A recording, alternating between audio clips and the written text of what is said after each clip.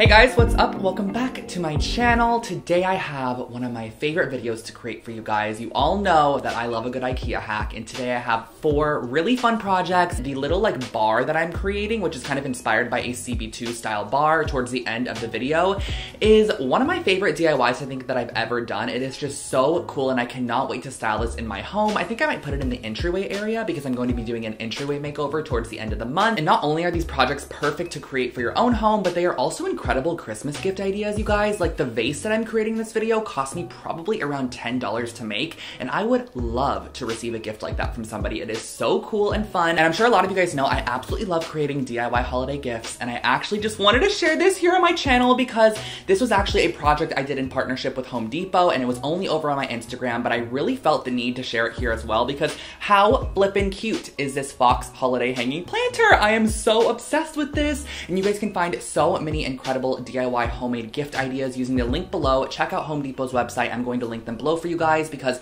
there are so many different projects, and I actually created this one for them. And of course, because we are in the month of December, I am doing so many giveaways. I want to really give back to a lot of you guys this holiday season because this year has been absolutely crazy for me, and I am so excited and happy to see what comes in 2021. But I am going to be giving away 2 iPads at the end of this video, one for you and one for a friend. So definitely stay tuned until the end to see how to enter that giveaway. But let's go ahead and jump on into these IKEA hacks because they're so much fun and I cannot wait to share them with you guys. So let's get started. One of my most recreated projects is actually this basket light that I created quite a while back, probably about 2 years ago. It was an IKEA hacks video as well, and I figured let's go ahead and do an updated version today. So I absolutely love taking baskets like this one. This one here is from IKEA. It is the Herring basket, and I'm also going to be using the Hema cord. This is just like a wall plug-in cord. And what I started off by doing was flipping the basket over, and then I took the cord kit and I placed the top section where the light bulb actually kind of screws in on top, traced around it on the bottom side of the basket, and used an X-Acto knife just to cut out a hole shape here. Traditionally, I would probably use like a drill or a pair of scissors. However, the bottom of this particular basket is very hard for some reason, so I just felt like the X-Acto knife would be a little bit better in terms of keeping it intact. So that's exactly what I did. It took me a minute or 2 to cut through that section, and then I really wanted to camouflage that this was a basket, so I ended up cutting off those leather handles there, but I'm gonna keep those because I feel like I can use them in the future for something. And to finish off the project, all you have to do is just kind of tuck that cord kit right inside of that hole, flip it around to the opposite side, and you're gonna screw on the little attachment that makes it stay in place, and then just screw your light bulb in and you are good to go. This created such a cute, chic pendant lamp.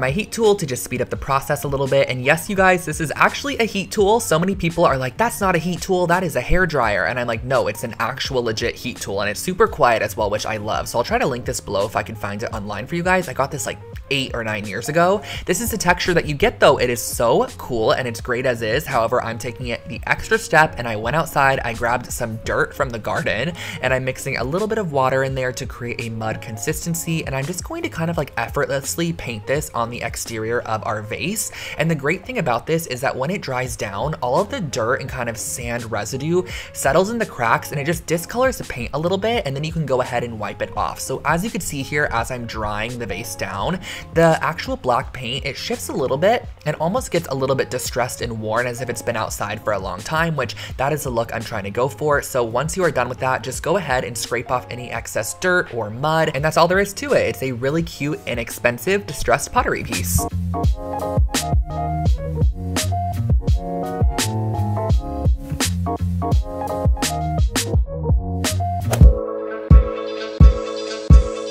Now this project here is not a hack. However, I don't know if any of you guys have ever seen this at IKEA. It is from the kids section, and it is a weaving loom. I have never personally seen this before, and I've never ever seen someone share it or talk about it on YouTube or anything of the nature. So I figured I was gonna go ahead and purchase this child's weaving loom and see if I can create something cute on it, because I always love weaving. I have a weaving loom myself, and this is just a fun little take on it, and it was only 20 bucks. So I went ahead and followed the instructions and I put it together. It was so super easy to create, which I loved that. And then I also absolutely love the needle that it comes with. It has a large eye, which is great for thicker yarns.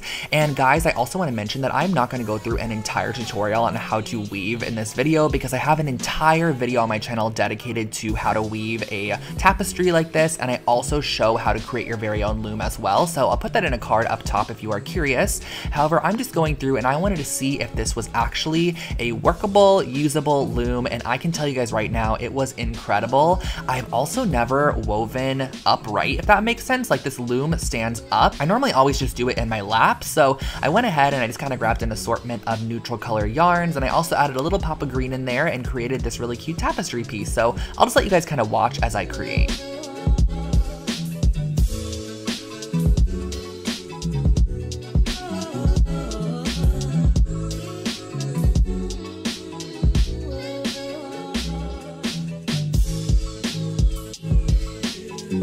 I think a key element to any great tapestry is mixing up the textures and thicknesses of your yarns, and then also kind of mixing up the tones of colors that you're using as well. And then on the bottom, just to finish it off, I wanted to add a simple little tassel here. So how I did that was I cut about 24 inches of yarn, and I'm going to stick the halfway point, or like the loop little section of the folded yarn, from the back side to the front, and then pull those little left and right strands on either side of our string.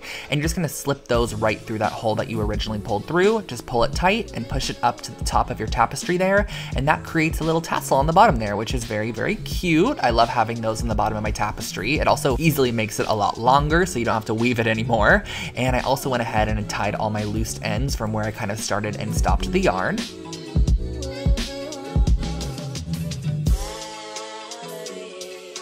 And then to take it off the loom, what I do is I just go ahead and I cut the two strands that are next to each other, or the neighboring strands, and I just tie them in a simple square knot until the top and bottom is removed from the loom. I don't exactly know if this is the most proper way to do it. However, I wanted to do it this way, and I also opted to not add a wooden dowel to the top of this one. I'm doing a little bit of a different method.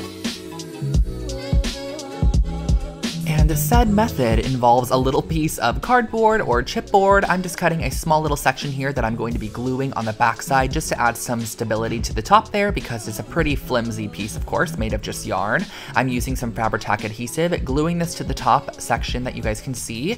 And then this is also the back side, by the way. And I'm also gonna go ahead and glue on a little hanging section, which just consists of about a 12-inch piece of yarn. I'm gonna tape that down while it dries on there, and that finishes off your tapestry. The IKEA loom worked incredibly, highly suggested if you're in the market for one. And yeah, I love this project.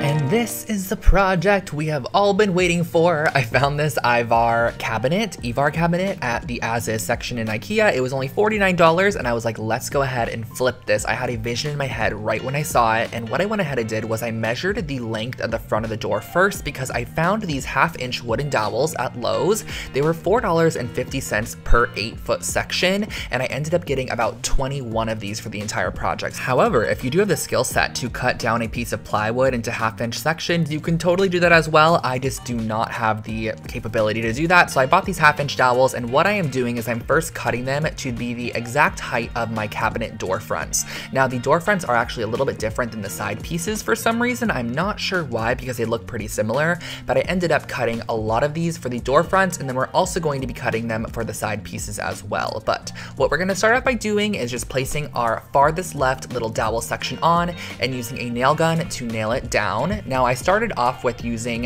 1.5-inch nails, which ended up resulting in the nail going through the other side like this. So I ended up going back to Lowe's and I picked up some 1-inch nails, which, as you can see, are much shorter, and they were perfect. So once I got back, I was able to continue on, and this is actually a very simple process. All you have to do is place down one of your wooden dowels as a spacer, and then place another dowel right next to it, butting it up to your spacer piece, and then nail down your piece of wood, and then pull out the spacer, if that makes sense. I feel like this is a very hard thing to explain. It's a little bit more simple if you kind of see what I'm doing on the screen here, but basically what I'm doing is I'm placing down my wooden dowel, and there's a spacer in between where I'm going to be spacing out the wood. So basically every ½ inch there is a wooden dowel stapled out. However, it's just much easier to use a wooden dowel as a spacer since I want everything to be very symmetrical as well. So I finished the entire front of this cabinet by nail gunning down all of the wooden dowels across the front of it, and once this is stained, you can really see that texture, but as a light wood like this, it's kind of hard to tell. So I repeated the process across the other front door, and you can kind of see how I'm doing it a little bit easier here.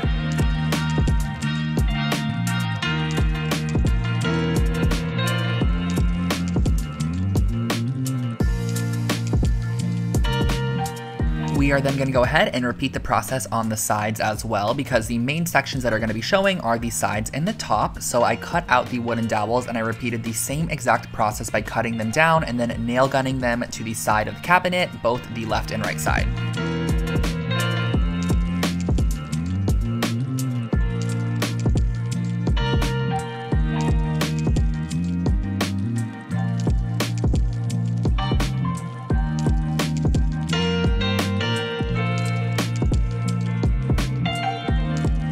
And then we gotta go ahead and create the base for this, which I really think elevates the whole piece. So I grabbed these 1x6s and I cut out 2 pieces that were 27 inches and 2 pieces that were 6 1/4 inch. Basically, we're gonna be creating a box on the bottom using some of these 2 1/4 inch screws. Very similar to my bench tutorial, if you guys remember. This is just such a simple woodworking technique, not even a technique, because this is nothing crazy at all. I don't even know what I'm doing, but it seemed right in my head. So basically what I'm doing is I'm screwing through our longer sections into our shorter sections, and we are going to be creating a wooden box, which is then going to be underneath our cabinet and prop it up and kind of give it a level of interest. And I just knew I needed to add some more detail to that bottom section as well. So what I did was I cut down these spare ending pieces from the dowels I cut originally. I cut them down to the same exact height of our little box section that's going to be the base of our cabinet, and I stapled them around using the same exact technique.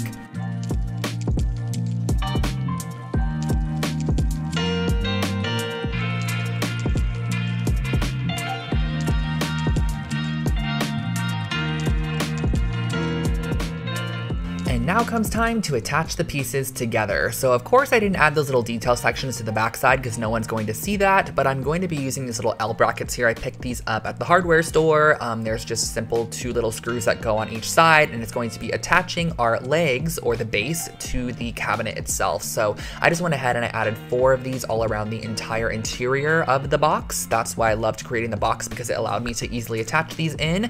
Once you have that on there, it's nice and sturdy and good to go. And of course we want a nice clean finish before staining, so I grabbed this stainable wood filler and I'm going to fill all of our little brad nail holes, and once that's dried down, just use a nice fine sandpaper to remove any of that filler residue over the top.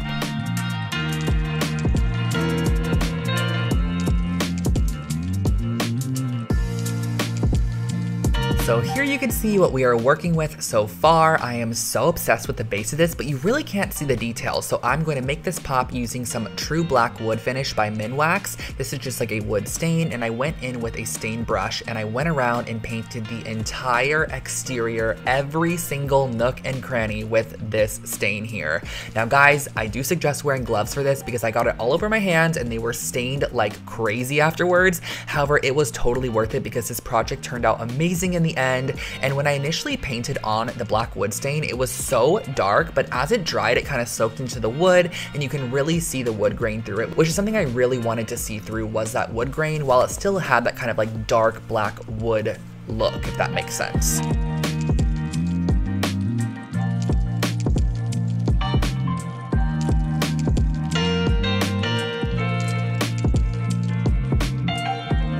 I let the stain dry overnight just so that it could really penetrate the wood, and then in the morning I went ahead and I grabbed a drill and I'm going to be drilling through the front to add some handle pulls. Originally I wasn't going to do this, but I loved these ones that I found at Lowe's. They were just like such a soft, warm toned, like golden silver color. They were just really pretty. They were almost like a champagne tone, and that just finished off this cabinet. I love the outcome.